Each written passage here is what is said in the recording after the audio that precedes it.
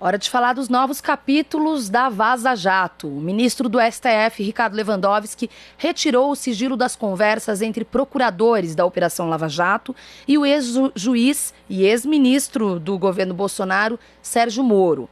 Vamos lembrar que quem tornou pública, primeiramente, essas mensagens foi o The Intercept Brasil, com outros parceiros, mensagens trocadas ali entre 2015 e 2017. Essas mensagens de agora, esse pacote de mensagens, foram obtidas essas mensagens na Operação Spoofing, que mirou o grupo de hackers responsáveis pela invasão de celulares de autoridades. Também é importante dizer que aquelas primeiras mensagens que eram de interesse público, assim como são essas, que foram vazadas, então, pela equipe de reportagem do The Intercept Brasil, que fez esse trabalho investigativo brilhantemente, com outros parceiros, evidentemente, era uma pequena parte, nem 1% das mensagens trocadas. E essas mensagens que agora chegam na Operação Spoofing, vamos dizer, são 20 vezes essa quantidade de mensagens iniciais que eles tiveram acesso, esse banco de dados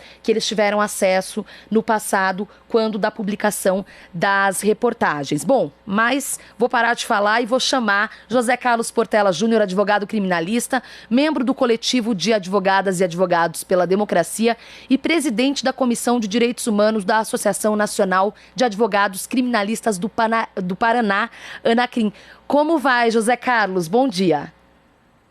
Olá, bom dia ouvintes, tudo bem? Então, tá certo. Bom, para a gente começar, eu queria saber o seguinte, doutor, como eu fiz a introdução, estávamos já sabendo das gravidades envolvendo o processo que acabou culminando na prisão e na retirada da disputa de 2018 do ex-presidente Lula e de outras coisas também que aconteceram, o próprio lavajatismo que fez ascender a extrema-direita. Mas esse novo pacote de mensagens meio que chancela, né, o que a gente já estava vendo. Como que você avalia? A gente vem falando sobre isso já há alguns anos, né? Sobre o impacto que a Lava Jato teve, tanto na política, como também na destruição das garantias constitucionais, né? Que já eram muito frágeis no Brasil, né? Não vamos ser inocentes, ingênuos em achar que o judiciário brasileiro foi sempre zeloso das garantias constitucionais. Basta ver o que o judiciário sempre fez, mesmo depois da chamada redemocratização, com o fim da ditadura, o que o judiciário sempre fez na guerra às drogas contra a população pobre e negra periférica, sempre autorizando, chancelando todo tipo de arbítrio da polícia contra essa parcela da população. A Lava Jato intensifica esse desmonte das garantias constitucionais no Brasil, que, embora estejam previstas na Constituição, são feitas de letra morta pela atuação cotidiana do Judiciário. E a Lava Jato aprofunda essa morte das garantias, né? Joga uma pá de cal. Basta ver que, depois da Lava Jato, o STF começou a defender o desmantelamento completo do Estado Democrático de Direito no Brasil. Um exemplo é a questão da prisão em segunda instância, que é proibida pela Constituição Federal antes do trânsito em julgado de uma sentença condenatória definitiva, né? A não ser nos casos de prisão preventiva. Outro exemplo também que eu posso citar, para ficarmos em dois casos, o STF admitindo todo o abuso que o ex-juiz Sérgio Moro cometia na condução dos processos da Lava Jato, especialmente aquele referente ao ex-presidente Lula. Então, o que a gente vê já de longa data é que a Lava Jato ela vem com esta proposta de destruir o pouco que restava de Estado Democrático de Direito no Brasil e ainda lançar o judiciário de maneira sem máscaras, de maneira escancarada no tabuleiro da política. O judiciário como um ator político importante, e eu sempre falei isso em outras entrevistas, o timing da Lava Jato era perfeito para detonar a esquerda brasileira tanto a presidenta Dilma, né, sempre acontecia alguma coisa na Lava Jato que, na sequência, já havia um impacto na política que acabava respingando na presidenta Dilma, na tentativa de derrubá-la do seu cargo, e também quando das eleições da retirada do presidente Lula da disputa eleitoral, quer dizer, então influindo diretamente na condução da política no Brasil. Então, essas duas questões, a destruição das garantias constitucionais ou o aprofundamento dessa destruição e o uso do judiciário para fins políticos, são heranças malditas da Lava Jato e que fica cada vez mais evidente com essas mensagens, as mensagens vazadas pelo Intercept e agora essas mensagens que foram publicizadas pelo STF. Portela, muita gente, quando fala-se de Lava Jato, como envolvem atores políticos, fica uma coisa muito passional, né? Tem gente que odeia o Lula, tem gente que adora o Lula, enfim. Mas eu queria perguntar tecnicamente para você e para os nossos ouvintes e espectadores, por que é grave a troca de mensagens de um juiz durante o processo com procuradores? Essa é uma coisa, talvez uma das mais graves que pode acontecer num processo, ainda mais um processo criminal, porque o processo criminal está lidando com a liberdade do indivíduo que está sendo julgado naquele processo. Você pega processo da área civil, né, está lidando com patrimônio, que não significa que também não tenha reflexos importantes na vida pessoal das partes do processo. Mas no processo criminal, o impacto é muito maior, porque afeta a liberdade individual, afeta a dignidade humana do acusado quando ele é taxado de criminoso, né, recebe uma sentença condenatória, é estigmatizado, marginalizado, pode perder emprego, inclusive no caso do presidente Lula, que foi retirado da disputa eleitoral em função do processo criminal. Então veja a gravidade de se responder a um processo criminal. E o processo criminal, ele precisa de uma coisa que é básica, que é a imparcialidade do julgador. Porque cabe ao julgador avaliar as provas produzidas pelas partes, especialmente pela acusação. Portanto, o juiz, para avaliar as provas, ele não pode ter interesse no caso. Ele não pode mostrar uma afinidade com a acusação, fazendo jogo com a acusação, bate-bola com a acusação para construir uma tese, porque o juiz não pode ter tese. Quem tem que ter tese é a parte que acusa e a parte que se defende, que é a defesa do acusado.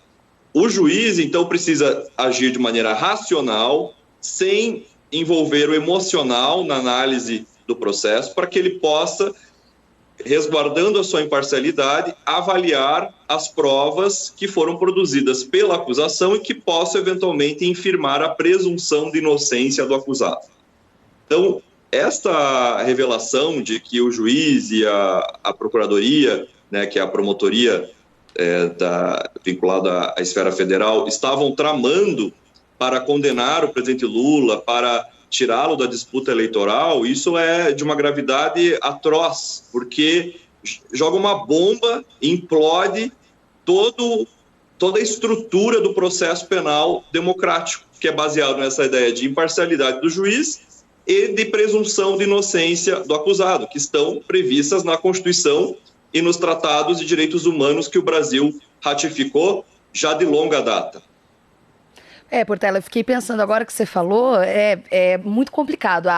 O combate à corrupção, evidentemente, é importante, fundamental, né, para a gente ter, porque a corrupção mata muita gente. Mas a forma com que a Lava Jato foi colocada em primeiro suspeição e agora esse flagrante conluio e uso político da Lava Jato, na sua leitura, futuramente, né, daqui a alguns anos, a gente olhando pelo retrovisor a história, futuras operações de combate à corrupção, você acha que vão ser olhadas com olhos de suspeita por causa desse processo todo?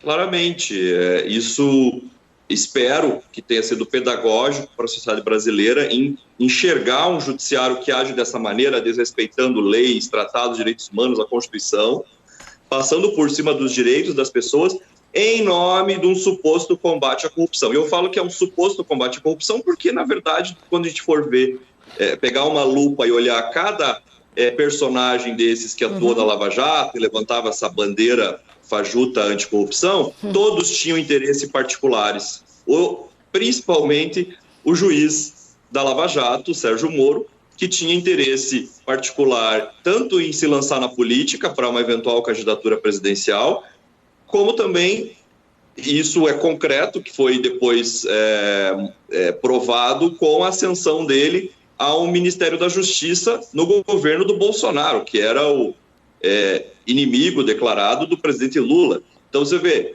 citando um caso, que é o do Sérgio Moro, a gente consegue enxergar que existiam interesses privados, interesses pessoais, que levaram o Sérgio Moro a conduzir a Lava Jato da forma como conduziu. Isso é corrupção.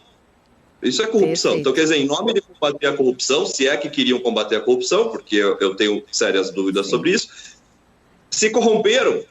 É como querer salvar o doente que está com uma doença e injetar veneno no doente para matar o doente. Quer dizer, vamos acabar com a doença, então vamos injetar o veneno e acaba com a vida do doente.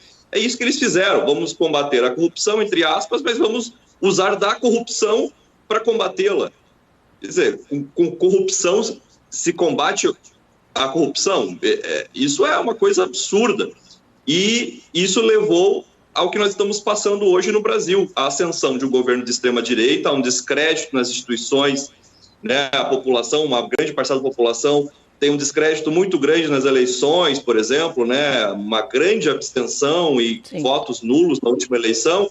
Muita gente votou no Bolsonaro por ódio à política, que foi estimulada pela Lava Jato. O resultado está aí, um governo genocida que está levando o país à miséria, à degradação, à destruição, ao extermínio da sua própria população. Então, eu espero que tudo isso seja pedagógico para a nossa sociedade, para que a gente consiga, nos próximos capítulos, evitar que esse trágico evento que marcou aqui o nosso momento histórico, ele se repita no futuro. Exato. Bom, quero agradecer muito a participação de José Carlos Portela Júnior, advogado criminalista, membro do Coletivo de Advogadas e Advogados pela Democracia e presidente da Comissão de Direitos Humanos da Associação Nacional de Advogados Criminalistas do Paraná. Portela, muito obrigado, um bom dia, até a próxima. Eu que agradeço, bom trabalho. Você está ouvindo Jornal Brasil Atual. As notícias que os outros não dão.